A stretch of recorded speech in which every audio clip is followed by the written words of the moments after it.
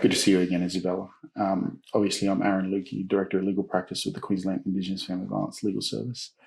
Today, I think we're discussing some matters around child protection. Obviously, you're passionate about the area of child protection, but also work in other areas of law that we practice. I guess today we'll go back and forth around some questions, maybe around how we do what we do. But if you want to go ahead and introduce yourself, that'd be good too. Sure. Thanks for having me here, Aaron. So my name is Isabella Capetti. I have worked at Quiffles for 6.5 years now. So my role as the principal lawyer is that I supervise and oversee our Cairns, Townsville, Banniga and Thursday Island offices, assisting our legal staff in the areas of child protection, family law, domestic violence and victim assist. Isabel, you and I have worked together now for some time, and over that period of time we've learned a little bit about the practice. We both know that Quibbles is an amalgamation of a few different services dating back some 15 years. We also know that the areas that we practice in are child protection, family law and domestic violence. And in relation to child protection, what are some of the practice issues that you see in today's child protection? So when we assist clients with their child protection matters, there's often what we're observing to be a common theme that can sometimes lead to child safety intervention. One of those that presents amongst a lot of our clients currently is the housing crisis that Queensland are in. So a lot of our clients are experiencing periods of not having stable housing and living with family or accessing different shelter services. So we're regularly seeing reasons for applications being that there's a lack of housing in that space. And we're aware that that's not a concern that's specific to our local area, which is Cairns, but being experienced across the state as well.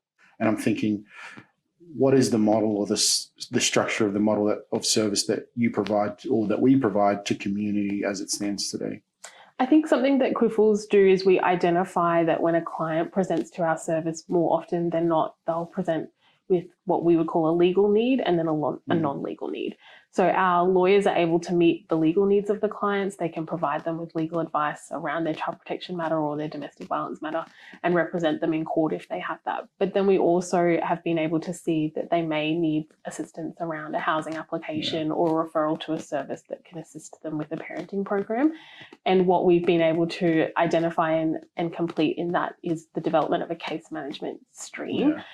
And that allows our non-legal staff to be able to support clients with relevant referrals to access those different supports that they may need. Yeah, and I guess just touching on that a little bit, the case management side of it is something we identified early on in our careers, because you and I kind of came up around together. But the case management side of things was really a recognition of us identifying that there was more to the legal space than, or more to the legal matter than specifically legal.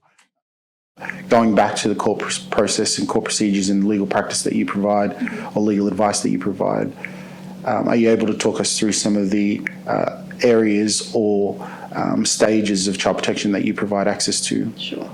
And I think that's something that Quiffles does really well, is that we can support clients at varying levels of their child protection intervention, and that can include from the beginning. So a parent may receive notification from Child Safety that they're completing an investigation and assessment. There's no current court proceedings, but that's still a really important stage that Quiffles can come on board and assist a parent with their child protection matter. And that can include attending a meeting with Child Safety, being present during any kind of visit that's being conducted so that we can support a client.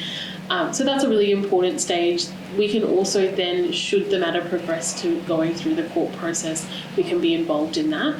And that can be an ongoing process. And currently in the court systems, we're seeing that child protection matters can sometimes be in the court for at least a 12-month period. So it's really important that Quiffles can provide that ongoing assistance and representation to a client during that stage to assist them with their matter.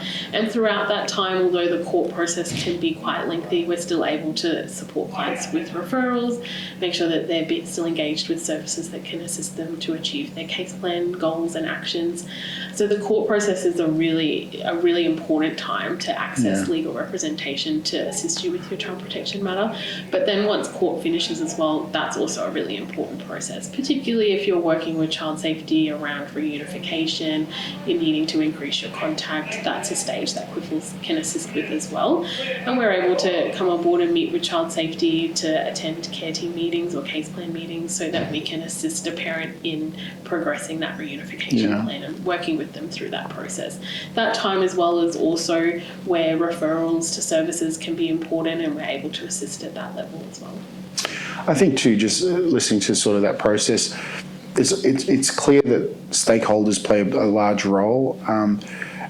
Talk me through what that looks like for us in terms of this advice or service that we provide in connecting and engaging, having relationships, partnerships. Is that a big part of what you do and how you do it? Definitely. I would agree. So in the work that we do as lawyers, we're able to support a client with the court process and with their legal matter. But it's also really important that they have access to services that can support them with those non-legal needs, whether that's counselling, family wellbeing support, family intervention services. And that plays a really important role in all of the services working together and collaborating to be able to support ultimately the family dynamic and work with a parent to support the children and ultimately get that outcome of whether that's reunification or bringing the family back together. So it definitely plays a really important role in being able to work really positively in that space, and that's something that we really prioritise as well. Yeah, awesome. And I think obviously we're designed, or QIFLs is designed as an Aboriginal and Torres Strait Islander